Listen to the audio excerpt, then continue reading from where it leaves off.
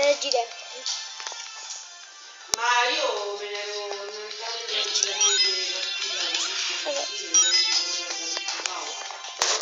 Devo reggere. mi ha fatto preparare tutte le buste.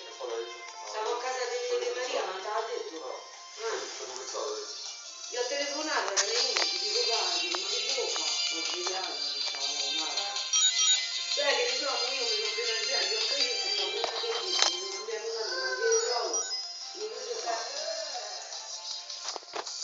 Cioè vabbè aspetta perché io domani lavoro come fanno con le Scusate per le voci. a casa di Maria. Scusate Maria, ho preso questi bustini e me ne posso prendere. Poi mi ha chiamato già perché io sono venuta di quello che si è creato il problema dei piani di casa. Che io andavo veramente Ma non tu però non penso di casa, dai, ma tu lascia stare, tanto entra, parte, anche se prima di fare tutto. se mi dice se per dopo lei mi ha detto dopo 15 giorni volete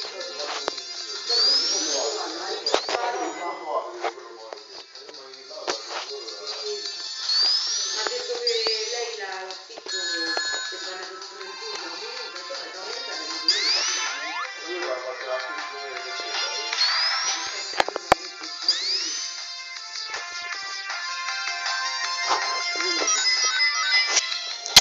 La cerco stava facendo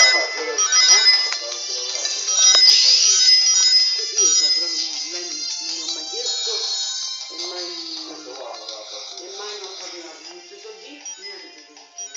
Molesta con Mirko, sarà Mirko no, ha fatto una cazzata Mirko. Poi dice che hanno detto che fatto un negozio, non stava a dire di fattezza, ma non vedeva questo Vincenzo e mo sta con Fabio hanno detto. No, il negozio di oro. Così non è che si fa di fare. Sai, se una ti dice da 15 giorni, però io non lo so.